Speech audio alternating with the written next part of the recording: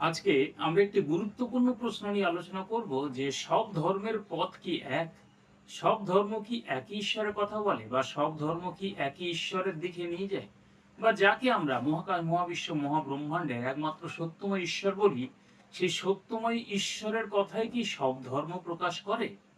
অনেকে বলে যেহেতু সব ধর্মই ভালো, কোনো খারাপ নেই, সেই হিসাবে সব ধর্ম যেহেতু ভালো তাই তার গন্তব্যস্থানও একই। তাহলে আপনার কি মনে হয় কথাটা কি সত্যি? নাকি এটা মানুষকে খুশি করার জন্য একটা সাধারণ মতামত? কথাটা সত্য না মিথ্যা চলুন তো আমরা বিচার বিশ্লেষণ করে দেখি, বিবেচনা করে দেখি। তাই স্বাগত জানাই আমাদের এই চ্যানেলে আপনাকে। আসুন আমরা এমন একটি বিষয় নিয়ে আলোচনা করতে চলেছি, সেই বিষয়টা আমাদের প্রত্যেকের, বিশেষ করে যারা একটু আত্মিক পথে চলার চেষ্টা করে, ধর্মীয় পথে চলার চেষ্টা করে, কোনো একটা বিশ্বাসকে আঁকড়ে ধরে চলার চেষ্টা করে বা করছেন, তাদের জন্য অত্যন্ত গুরুত্বপূর্ণ। আসুন আমরা ধর্মগুলির মধ্যে কিছু কিছু বিষয় দেখব, যে তার মধ্যে মিলগুলো কোথায় দেখে নেব। তারপরে আমরা দেখব যে তার লক্ষ্য কি, তার প্রকৃত যথার্থতা কি, এবং আমরা সেই জায়গাতে কোন স্ট্যাটাসে নিজেদেরকে দাঁড় করিয়ে রেখেছি আমরা সেগুলো আলোচনা করব। আসুন আমরা দেখি ধর্মগুলোর মধ্যে মিল কোথায় রয়েছে। আমরা তো এগুলো অস্বীকার করতে পারি না যে সব ধর্মশাস্ত্র বা ধর্ম মানুষকে নৈতিক শিক্ষা দেয়, নৈতিক জীবনযাপন করতে শেখায়। যেমন সত্য কথা বলো, ভালোভাবে চলো, অন্যের উপকার করো, অন্যায় করো না, দয়া সহানুভূতি, এগুলো আমাদেরকে শেখায়। এগুলো শেখায় বলে অনেকেই ধরে নেয় যে যেহেতু এগুলো সব ধর্মই এই নৈতিক জীবনযাপন গড়ার কথা বলে, সেই হিসাবে সব ধর্মই একই পথের পথিক বা একই পথের কথা বলে, বা তাদের গন্তব্যস্থান একই, এই ধারণা পোষণ করে থাকে। তাহলে প্রশ্ন হলো এটাই, নৈতিক শিক্ষার মিল থাকলেই কি ধর্মীয় গন্তব্যস্থান বা পথ একই হয়ে দাঁড়ায়? আপনার মতে কি এর মধ্যে কি সত্যতা রয়েছে বা এটা কি সঠিক কথা? আসুন আমরা দেখে নেব যে ধর্মগুলোর লক্ষ্য কি। সব তো ধর্ম তুলে ধরা সম্ভব না, আমরা কয়েকটা ধর্ম তুলে ধরবো সংক্ষেপে, যে তার লক্ষ্য কি। যেমন খ্রিস্টান, ইসলাম, হিন্দু বা বৌদ্ধ, এই ধরনের কিছু ধর্মের প্রকৃত উদ্দেশ্য যেগুলো সচরাচর আমাদের চারপাশে আছে, সেগুলোর মূল লক্ষ্য বা মূল উদ্দেশ্য কি আমাদের সামনে তুলে ধরে বা কি পোষণ করে। আসুন আমরা তো দেখিনি। প্রথমে দেখবো হিন্দু। হিন্দু ধর্ম আমাদের কাছে প্রকৃত কোনটা রাখে, তার লক্ষ্যটা কি। আমরা জানি যে হিন্দু ধর্ম সাধারণত আমাদেরকে সেই মোক্ষের কথা বলে বা মোক্ষ। মোক্ষ অর্থাৎ মুক্তি বা উদ্ধার বা পরিত্রাণ বা রক্ষা। এই মোক্ষ আমাদেরকে পেতেই হবে, মোক্ষের জন্য আমরা যেন প্রাণপণ করি, বা সেই মোক্ষ পেয়ে আমরা কেবলমাত্র সেই ঊর্ধ্বে ব্রহ্মলোকে প্রবেশ করতে পারবো। সেই কথাই হিন্দু শাস্ত্র আমাদেরকে বলে বা হিন্দু ধর্ম আমাদেরকে শেখায়। হতে পারে তার মাধ্যম বিভিন্ন। যেমন বিভিন্ন ধর্ম হয়তো প্রকৃত উদ্দেশ্যকে তুলে ধরে, কিন্তু তার মাধ্যম কিন্তু বিভিন্ন প্রকার, যার সঙ্গে একটার সঙ্গে আরেকটা মিল নাও থাকতে পারে বা মিল নেই বলা চলে।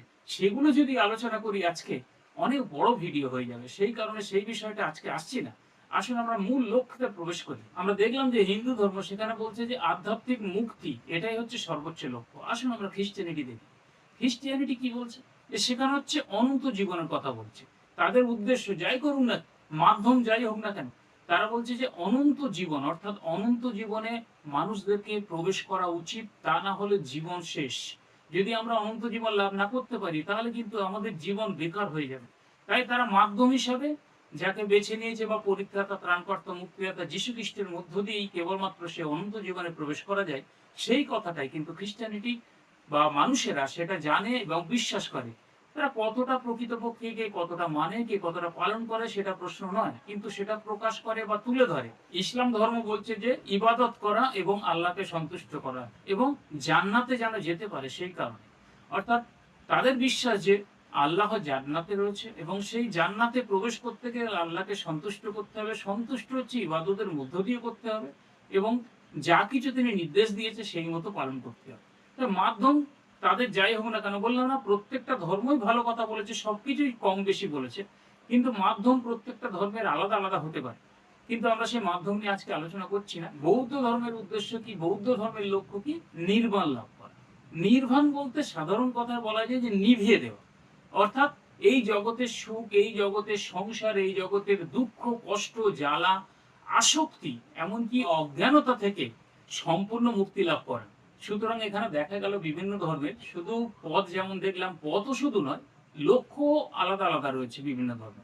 অর্থাৎ একটা ধর্মের লক্ষ্য আর একটা ধর্মের লক্ষ্য, একটা ধর্মের পথ আর একটা ধর্মের পথ, এগুলো বিভিন্ন রয়েছে। যদি আপনি মাধ্যম দেখেন, সেখানে কিন্তু মানুষেরা ধর্ম অনুযায়ী এবং তাদের রীতিনীতি, কালচার অনুযায়ী ঈশ্বরেরও প্রভেদ করে ফেলেছে, ঈশ্বরেরও আলাদা করে ফেলেছে, বা যেটা স্বর্গলোক বলছি, ব্রহ্মলোক বলছি, জান্নাত বলছি, সেগুলো সম্পূর্ণ আলাদা আলাদা করে ফেলেছে। তা সেই কারণের জন্য তার প্রকৃত যথার্থতা কি রয়েছে সেটা জানতে গেলে আরো আপনাকে গভীরে ঢুকতে হবে, সত্যের গভীরে ঢুকতে হবে। তাই সত্যের গভীরে ঢুকতে গেলে অবশ্যই আপনাকে মনোযোগ দিতে হবে, যেহেতু সত্যের রাস্তায় আপনি নামতে চাইছেন বা সেই পথে পথিক হতে চাইছেন, সেই কারণের জন্য অবশ্যই আপনাকে প্রত্যেকটা বিষয়ে বিচার বিশ্লেষণ করে চলা উচিত বা চলতে হবে। সেটা অনেক ধর্মশাস্ত্রই শিক্ষা দিয়েছে। এই মুহূর্তে মনে পড়ে যায় সেই কথাটা, যেটা বকধার্মিক এবং যুধিষ্ঠিরের কথাবার্তা চলছিলেন, যেহেতু পদ নিয়ে আলোচনা হচ্ছে, লক্ষ্য নিয়ে আলোচনা হচ্ছে, সেখানে প্রশ্ন উঠেছিল কি বা পথ। তখন তিনি বলেছিলেন যে নানা মুনির নানা পথ, নানা মত, কিন্তু মহাজ্ঞানী যেই পথে করে গমন সেই পথে সর্বশ্রেষ্ঠ পথ। অর্থাৎ মহাজ্ঞানী যে সেই জ্ঞান বিচার বিশ্লেষণ লাভ করেছে এবং সেইগুলো পুঙ্খানুপুঙ্খ পরীক্ষা করে বিবেচনা করে সে পথ অনুসরণ করেছে, সেটাই হচ্ছে সর্বশ্রেষ্ঠ পথ। তারপরে পরবর্তীকালে রামকৃষ্ণ পরমহংস তিনিও বলে গেছেন যত মত তত পথ। কিন্তু প্রকৃতপক্ষে যত মত তত পথ হলেও আমরা দেখলাম যে সব পথ কিন্তু একই জায়গায় যায় না। উদাহরণস্বরূপ যদি দেখা যায় যে চারটে হয়তো রাস্তা রয়েছে, চারটে রাস্তা চারদিকে চলে গেছে, চারটে রাস্তা দেখতে সুন্দর, ঝকঝকে, পরিষ্কার, মজবুত, সব রাস্তায় পছন্দ হবে, কিন্তু দেখা যায় যে চারটে রাস্তা কিন্তু চারটে আলাদা আলাদা গ্রামেতে বা চারটে আলাদা আলাদা শহরে প্রবেশ করেছে। তাই সেই ক্ষেত্রে দেখা যায় যে সব পথই কিন্তু এক জায়গায় যায়নি। তেমনি বিভিন্ন ধরনের শিক্ষা এবং লক্ষ্য যদি আলাদা আলাদা হয়, তাহলে আপনার কি মনে হয় সেই সব পথ কি এক জায়গায় যায়, একই গন্তব্যে পৌঁছায়? এই প্রশ্নটা সত্যতা সহকারে বিচার করে দেখুন তো। যদি এক ধর্ম বলে ঈশ্বর এক, আবার অন্য ধর্ম বলছে যে ভগবান অনেক, অর্থাৎ অনেকের নাম ধরে বলছে ইনি ভগবান, উনি ভগবান, তিনি ভগবান, ইনি ভগবান, তাহলে ভগবান যদি অনেক হয়, আবার এটাকে অনেকে ব্যাখ্যা করে বলছেন যে একই জন, তিনি বিভিন্ন অবতার নিয়ে এসছে, সেই কারণে ভগবান শব্দটা যোগ করা হয়েছে, তিনি অনেক রূপ নিয়ে এসছেন। তাহলে ভগবান তো একের অধিক হয়ে গেল। এখানে দুটো উত্তর চলে আসে। তাহলে ঈশ্বর আর ভগবানের মধ্যে পার্থক্য রয়েছে, এবং ঈশ্বর যেহেতু এক, সেই হিসাবে ঈশ্বরই সর্বশ্রেষ্ঠ। এবার ভগবানকে যদি সর্বশ্রেষ্ঠ বলি, তাহলে ভগবানকে তো দুই বলা যাবে না বা তার বেশি বলা যাবে না, ভগবানও এক হতে হবে। কিন্তু মানুষদের মুখে মুখে দেখুন ভগবান ভগবান করে কত মানুষের নাম নেয় যারা রক্ত মাংসের শরীরে জন্মেছিল, এবং অনেক দেবতাদের নাম নেয় যারা হচ্ছে অদৃশ্য জগতে রয়েছে। আবার আপনি চিন্তা করে দেখুন, আমরা শাস্ত্র অনুযায়ী যেটা জানি, ঈশ্বর এক এবং অদ্বিতীয়, যাকে বলা হয় ঈশ্বর একমত দ্বিতীয়। আবার অনেক শাস্ত্র তাকে বলছে যে এক, এক উপাস্য। আবার যীশু খ্রিস্ট তাকে বলছে যে আমাকে সৎ বলে না। যীশু খ্রিস্টকে যখন সৎ বলতে এসেছিল, সদ্গুরু বলতে এসেছিলেন, তিনি তখন বলছে আমাকে সৎ বলে না, সৎ একজনই রয়েছেন, তিনি ঈশ্বর। অর্থাৎ তিনি ঈশ্বরকে একজনই বলেছেন, অর্থাৎ যীশু খ্রিস্টের বক্তব্য অনুযায়ী ঈশ্বর একজনই, তিনি সৎ সুন্দর শ্রেষ্ঠ পবিত্র, যার লয় নেই, ক্ষয় নেই, বিবর্তন নেই, ধ্বংস নেই, যিনি ক্ষুধা তৃষ্ণা জরা মৃত্যু দ্বারা গ্রাসিত নয়। সেই কারণে তিনি একজনই, একমাত্র সত্যময় পবিত্রময় ঈশ্বর। কিন্তু সমস্যা হচ্ছে মানুষেরা প্রকৃতপক্ষে সেই এক ঈশ্বরকে বিশ্লেষণ করতে গিয়ে অনেক সাধারণ মানুষকে ঈশ্বর বানিয়ে ফেলে, অনেক বস্তুকে ঈশ্বর বানিয়ে ফেলে, অনেক দৃশ্যমান বিষয়গুলোকে ঈশ্বর বানিয়ে ফেলে, অনেক জড় পদার্থগুলোকে ঈশ্বর বানিয়ে ফেলে। এটাই তো সমস্যার কারণ হয়ে দাঁড়িয়েছে। কিন্তু সত্য তো একটাই, সত্য তো দুরকম ঈশ্বর হতে পারে না। আপনি যদি সত্যের সন্ধানে থাকেন বা আপনি যদি সত্যের সন্ধানে আছেন, তাহলে সেই সমস্ত মানুষদের কথা অনুযায়ী বা শাস্ত্রের কথা অনুযায়ী যা কিছু বা যে দাবি করবে নিজেকে ঈশ্বর বলে বা অন্যকে ঈশ্বর বলে প্রকাশ করবে, অবশ্যই পরীক্ষা করবেন, বিচার বিশ্লেষণ করবেন। কেননা প্রত্যেক মানুষের মধ্যে সেই শুভবুদ্ধি বিরাজমান, তারা যদি তাকে সুযোগ দেয় ভাবার, তবেই সে বুঝতে পারবে। কিন্তু বর্তমান মানুষের অন্ধের মতো বিশ্বাস করে দৌড়াচ্ছে, সেই কারণে তারা ভাবার সুযোগটাই পায় না, তাকে সুযোগই দেয় না। সেই জন্য বলছে যে সুযোগ দেবেন, পরীক্ষা করবেন, বিবেচনা করবেন, বিচার করবেন, তারপরে তাকে ঈশ্বর বলে গ্রহণ করবেন। আবার বাইবেলের শিক্ষা অনুযায়ী যোহন তার 14:6 বলছে, যীশু খ্রিস্ট বলছেন যে আমি পথ সত্য জীবন, আমার মধ্য দিয়ে না আসলে কেউ পিতার কাছে যেতে পারে না। আপনি এই দৃশ্যের একটা ছবি আঁকুন তো। যীশু খ্রিস্ট বলছেন আমার মধ্য দিয়ে না আসলে কেউ পিতার কাছে যেতে পারে না। তাহলে যীশু খ্রিস্ট রাস্তা, পিতা ওপরে রয়েছে, পিতার কাছে যেতে গেলে যিশুর মধ্য দিয়ে আসতে হবে। যীশু খ্রিস্ট এই দাবিটা করছেন, অর্থাৎ যিনি কেবলমাত্র পথ নয়, তিনি হচ্ছেন মুক্তিরও একমাত্র পথ। সেই হিসাবে তিনি বলেছেন তো এই ড্রয়িংটা করে দেখবেন তো, এখানে যীশু খ্রিস্টকে আমরা অনেক মানুষেরা অনেক রকম ভাবে আমরা আলোচনা করি, আমাদের মধ্যে বিশ্বাস করে রাখি। কেউ বলছে তিনি পুত্র, কেউ বলছে তিনি ঈশ্বর, কেউ বলছে তিনি মানুষ, কেউ বলছে আবার বলছে ঈশ্বরের পবিত্র ব্যক্তি, আবার কেউ বলছেন যে তিনি মানুষ এবং ঈশ্বর উভয়ই। তাহলে এখানে আপনি সেই ড্রয়িংটা করে দেখবেন তো আপনার সেই পরীক্ষা নিরীক্ষা বিবেচনা কি বলে। আসুন এই সময় আমরা নিজেদের পজিশনটা দেখে নিই যে আমরা কোন জায়গায় দাঁড়িয়ে রয়েছি। কথায় বলে না যে যার শেষ ভালো তার সব ভালো। অনেক মানুষ হচ্ছে যারা হচ্ছে আত্মাতে শুরু করে বা আত্মিক জীবনযাপনের জন্য পথে নামে, যে আমি আত্মিক পথে চলবো, কেননা আমার উদ্দেশ্য, আমার গন্তব্যস্থান আমি বুঝতে পেরেছি যে সেই উপরে বা ঊর্ধ্বলোকে, যেটা হচ্ছে আত্মিক জগৎ। সেই হিসাবে আমি যদি মাংসের অভিলাষ চলি তাহলে সেই আত্মিক জগতে প্রবেশ করতে আমি পারবো না। সেই হিসাবে তারা শুরু করে যে জীবনযাপন আত্মিক জার্নি যেটাকে বলা হয়।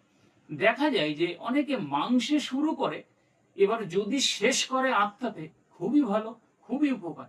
অনেকে দেখা যায় যে শুরু করে আত্মাতে, খুব উদ্যম সহকারে শুরু করে, কিন্তু তাদের অন্তিম পরিণতি হয় মাংসে, অর্থাৎ তারা শেষ করে মাংসে।